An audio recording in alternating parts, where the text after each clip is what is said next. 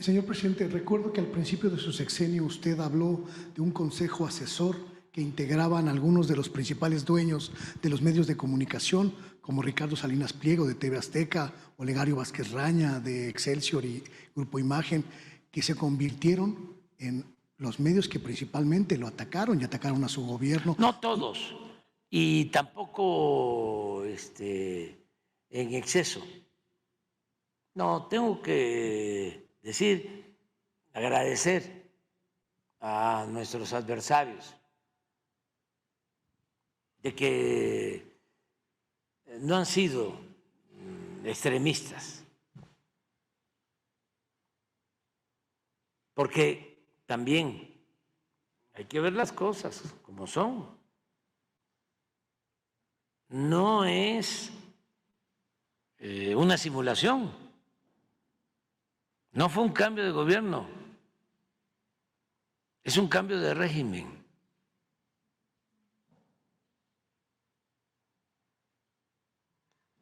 Es pacífico, nos conviene a todos, pero es profundo, es radical. Casi una revolución, señor. Sí, es una revolución pacífica, una revolución de las conciencias y una transformación que está arrancando de raíz. Busca arrancar de raíz la corrupción y los privilegios. Y eso no es cualquier cosa. A veces hay revoluciones armadas y la gente sigue pensando igual y al poco tiempo, por traiciones de los que encabezan esas revoluciones, se retrocede. Se los dejo de tarea. Piénsenle cuántas revoluciones en los últimos tiempos, con tantos sacrificios,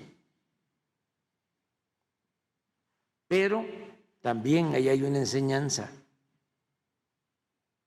Lo más importante es la toma de conciencia de la mayoría del pueblo, para que no sea una vanguardia, para que no sea un grupo nada más el que dirija y esa vanguardia en una circunstancia logre una transformación o esa revolución triunfe, pero con un pueblo que no adquirió conciencia, ¿sí?, que fue nada más, repito, una dirección. Y de repente esos dirigentes revolucionarios se corrompen, no resisten las tentaciones del poder y ahí vemos todos estos retrocesos lamentables, que es cuando se dice, ¿y para qué tanto sufrimiento, incluso muertos, sacrificios? Sí, no avanzamos. Entonces, por eso es importantísima la revolución de las conciencias. El que podamos debatir, sobre todo, garantizar el derecho a la información, confiar en el pueblo, que tiene siempre un juicio y un instinto certero. Eso es lo que se está haciendo y se está avanzando. Y desde luego hay que formar a los jóvenes para que tengan capacidad con ideales, con principios de resistir todas las tentaciones del poder. Dicen que el poder corrompe, tiende a corromper. Y el poder absoluto corrompe absolutamente. Y se dice también que el poder atonta a los inteligentes y a los tontos, y hay otra palabra, pero no la puedo decir, los vuelve locos. A los inteligentes los atonta y a los tontos los vuelve locos. Cuando no hay principios, cuando no hay ideales. Si a veces, aún con ideales, con principios, gente formada en la lucha, que padeció de represión, de cárcel, se cansan y en el último tramo de su vida claudican. Hay muchos casos así. Dices, ¿pero cómo? Pues sí, se cansó de ser como era. Y hay otros casos, también por eso no se tiene que ser maniqueo, porque esto no es de buenos y malos. Hay casos de gente que viene de una formación conservadora y la realidad lo cambia. Siempre me gusta poner de ejemplo el caso de Monseñor Romero, Arnulfo Romero, de El Salvador. Era un obispo conservador y ante la pobreza, las injusticias, la represión del autoritarismo, va adquiriendo conciencia y se pone del lado del pueblo, abiertamente del lado del pueblo, al grado que cometen la felonía, la canallada de asesinarlo en plena misa. Ahora es santo en El Salvador. No hay ningún otro personaje más importante que Monseñor Romero. Es un santo. Pero venía de la derecha.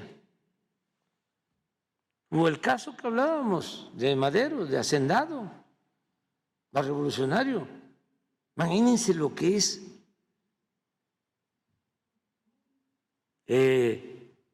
un día,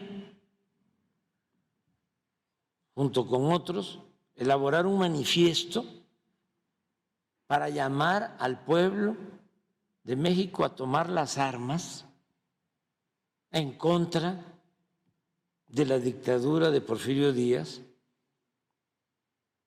Ya hasta le ponen ahí el 20 de noviembre a las 6 de la tarde. Pero se necesita tener arrojo, carácter, aplomo. Es cabeza, corazón y carácter. O el libertador Simón Bolívar, también hacendado, con su maestro, también Simón, ¿no? Rodríguez, que se va a estudiar a Europa y viene a América, a nuestra América, a defender a nuestros pueblos, a liberarlos. No, por eso, pues hay que juzgar hasta que la gente se retire de la vida pública o hasta que uno se muera. Y ahí viene el juicio de la historia. Y no van a estar todos de acuerdo, nunca. Pero lo más importante de todo es que uno esté pues en paz con nuestra conciencia, con el tribunal de nuestra conciencia. Pero sí no pensé, y fíjate que no fue lo de Tlahualilo, que dolió mucho, es lo que más me ha dolido de todo. Y vaya que sufrimos mucho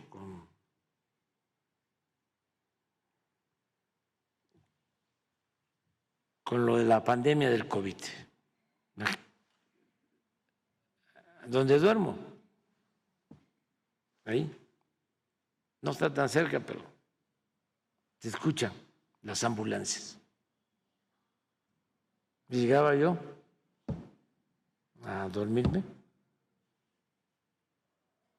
y el sonido de las ambulancias. Y al día siguiente, la información de fallecidos. Y en la tarde, otra reunión, día y noche. Eso fue muy doloroso, muy doloroso. Para todo. Pues mucho dolor y no había más que enfrentar esta difícil realidad.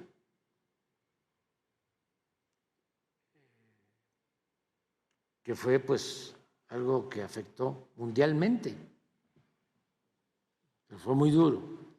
Pero lo personal, lo de Tlahualilo fue